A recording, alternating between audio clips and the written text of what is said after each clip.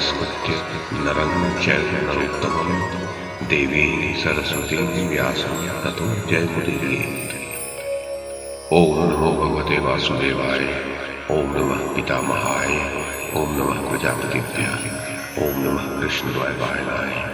ओम नमः सर्वविघ्नविनायकेभ्यः।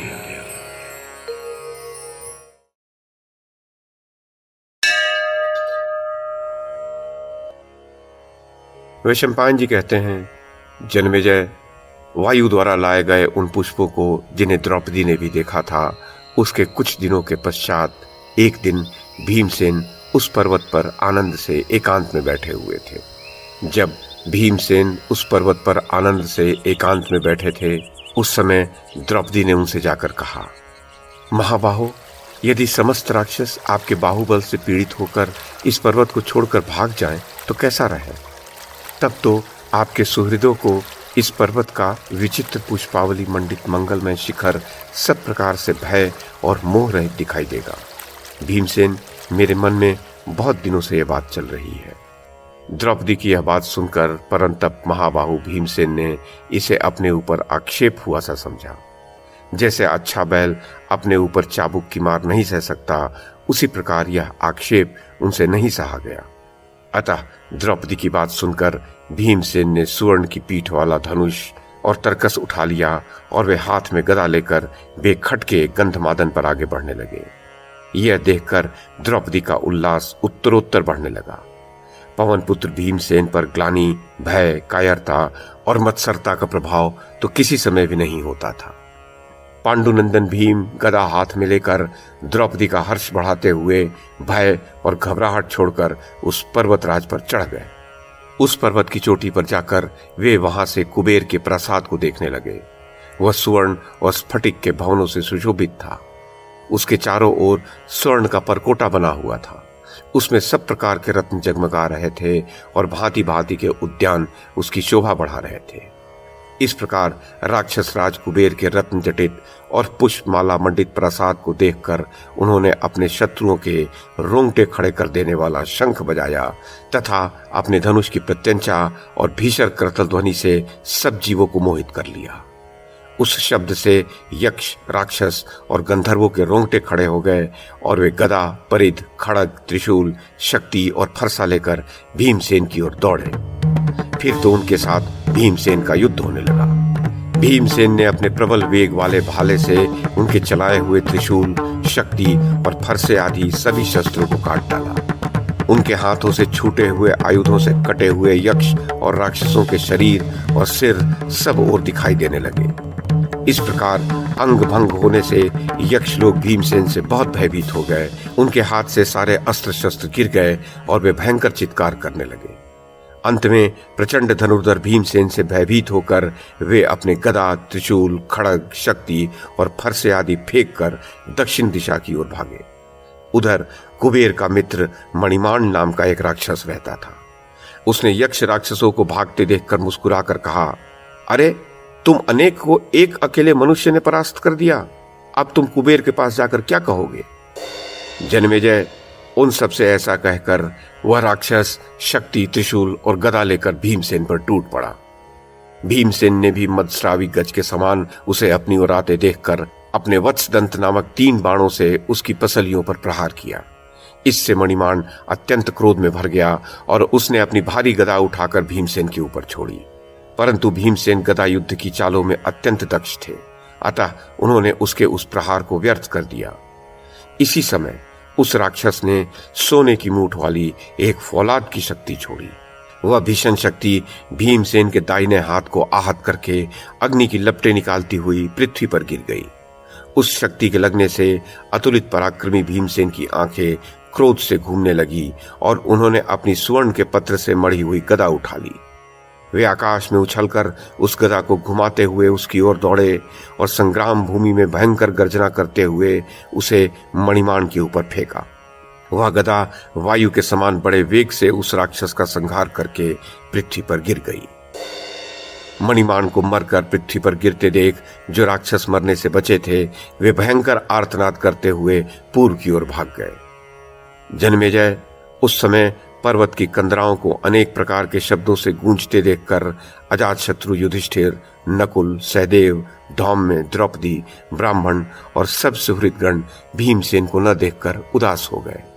फिर द्रौपदी को आर्ष्टिसेन मुनि को सौंपकर वे सब वीर अस्त्र शस्त्र लेकर एक साथ पर्वत पर चढ़ने लगे। पहाड़ की चोटी पर पहुंचकर उन्होंने इधर उधर दृष्टि डाली तो देखा कि एक ओर भीमसेन खड़े हैं और वहीं उनके मारे हुए अनेक विशालकाय राक्षस पृथ्वी पर पड़े हैं। भीमसेन को देखकर सब भाई उनसे गले मिले और फिर वहीं बैठ गए। महाराज युधिष्ठिर ने कुबेर के प्रासाद और मरे हुए राक्षसों की ओर देखकर भीमसेन से कहा, वीर भीमसेन, तुमने दुस्साहसवश अथवा मोह के कारण जो ये पाप कर्म किया है वह मुनि वृत्ति से रहने वाले तुम्हारे अनुरूप नहीं है। राक्षसों का यह संहार तुमने व्यर्थ ही किया। इस प्रकार व्यर्थ हत्या करना तुम्हें शोभा नहीं देता। अतः देखो, यदि तुम मेरी प्रसन्नता चाहते हो तो फिर कभी ऐसा न करना। जन्मेजय इधर भीमसेन के आक्रमण से बचे हुए कुछ राक्षस तीव्र गति से दौड़कर कुबेर के पास गए और चीख चीख कर उनसे कहने लगे, यक्षराज, आज संग्राम भूमि में एक अकेले मनुष्य ने क्रोधवश नाम के राक्षसों को मार डाला। वे सब उसकी मार से निःसत्व और प्राणहीन हुए पड़े हैं। हम जैसे तैसे उसके हाथ से बचकर आपके पास आए हैं। आपका सखा मणिमान भी मारा जा चुका है। यह सब कांड एक मनुष्य ने ही कर डाला है। अब जो आप करना चाहें वह कीजिए। जन्मेजय ये समाचार पाकर समस्त यक्ष और राक्षसों के स्वामी कुबेर जी बड़े ही कुपित हुए। उनकी आंखें लाल हो गईं और वे बोले, ये सब कैसे हुआ? फिर जब पता चला कि ये अपराधी भीमसेन के द्वारा ही हुआ है तो उन्हें बड़ा क्रोध हुआ और उन्होंने आज्ञा दी कि मेरा पर्वत शिखर के समान ऊंचा रथ सजा लाओ। रथ तैयार हो जाने पर राजराजेश्वर महाराज कुबेर उस पर चढ़कर चले। जब वे गंधमादन पर पहुंचे तो यक्ष राक्षसों से घिरे हुए प्रियदर्शन कुबेर जी को देखकर पांडवों को रोमांच हो आया तथा महाराज पांडु के धनुष बाणधारी महारथी पुत्रों को देखकर कुबेर जी भी बड़े प्रसन्न हुए। वे उनसे देवताओं का एक कार्य कराना चाहते थे, अतः उन्हें देखकर वे संतुष्ट ही हुए। कुबेर जी के जो सेवक पीछे रह गए थे वे पक्षियों के समान सीधे ही उस पर्वत पर पहुंच गए तथा यक्षराज को पांडवों पर प्रसन्न देखकर उनका मनमुटाव भी दूर हो गया। जन्मेजय, धर्म के रहस्य को जानने वाले युधिष्ठिर, नकुल और सहदेव ने कुबेर को प्रणाम किया और अपने को उनका अपराधी माना। अतः वे सब यक्षराज को घेर कर हाथ जोड़कर खड़े हो गए। उस समय भीमसेन के हाथ में पाश, खड़ग और धनुष सुशोभित थे और वे कुबेर की ओर देख रहे थे। उन्हें देखकर नरवाहन कुबेर जी ने धर्मराज से कहा, पार्थ, आप समस्त प्राणियों का हित करने में तत्पर रहते हैं। यह बात सभी को ज्ञात है। अतः आप भाइयों सहित बेखटके इस पर्वत पर रहिए तथा भीमसेन के ऊपर क्रोध न करें, क्योंकि राक्षस तो अपने काल से ही मरे हैं। आपका भाई तो उसमें निमित्त मात्र है। राजन, एक बार कुश स्थली नाम के स्थान में देवताओं की एक मंत्रणा हुई थी। उसमें मुझे भी बुलाया गया था।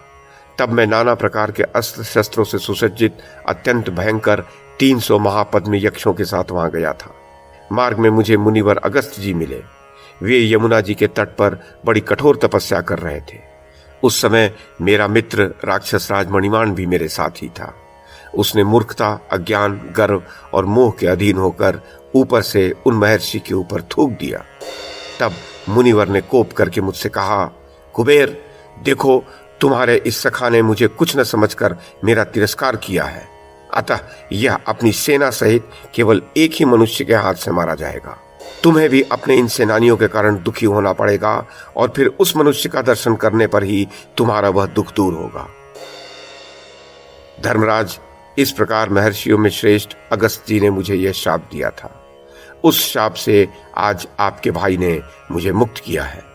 राजन, लौकिक व्यवहार में धैर्य, कुशलता, देश, काल और पराक्रम, इन 5 साधनों की बड़ी आवश्यकता है।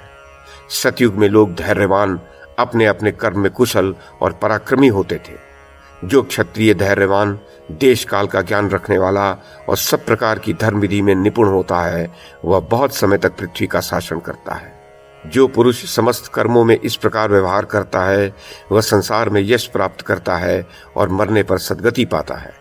किंतु जो क्रोध के आवेश में अपने पतन पर दृष्टि नहीं डालता और जिसके मन बुद्धि पाप में ही रच पच रहे हैं वह तो केवल पाप का ही अनुसरण करता है तथा कर्मों का विभाग न जानने के कारण वह इस लोक और परलोक में नाश को ही प्राप्त होता है। यह भीमसेन भी धर्म को नहीं जानता, गर्वीला है, इसकी बुद्धि बालकों के समान है, सहन करना तो यह जानता ही नहीं और इसे किसी प्रकार का भय भी नहीं है।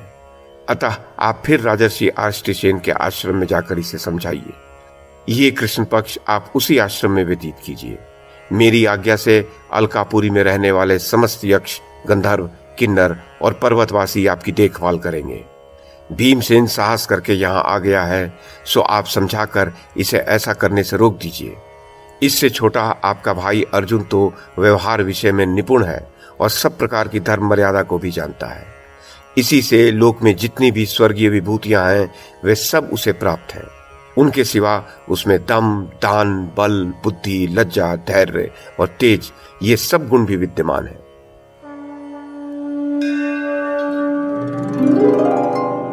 वैशंपायन जी कहते हैं, जन्मेजय, कुबेर के ये वचन सुनकर पांडव बड़े प्रसन्न हुए।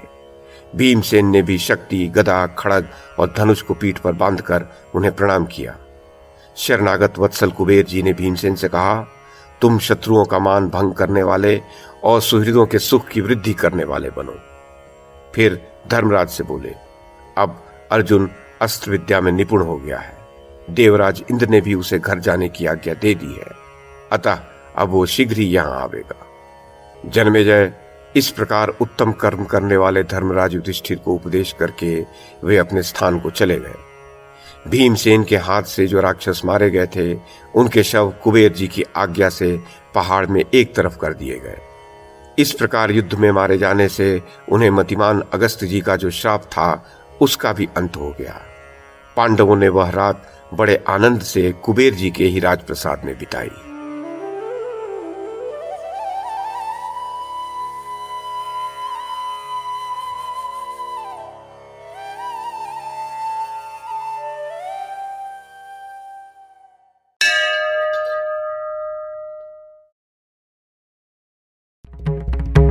YouTube के माध्यम से महाभारत की कथा को एक श्रृंखला के रूप में प्रस्तुत करने का हमारा ये प्रयास यदि आपको सराहनीय लगा हो तो कृपया इस कड़ी को लाइक और शेयर करें, चैनल को सब्सक्राइब करें और बेल आइकन को दबाएं। साथ में अन्य लोगों को भी देखने के लिए प्रेरित करें।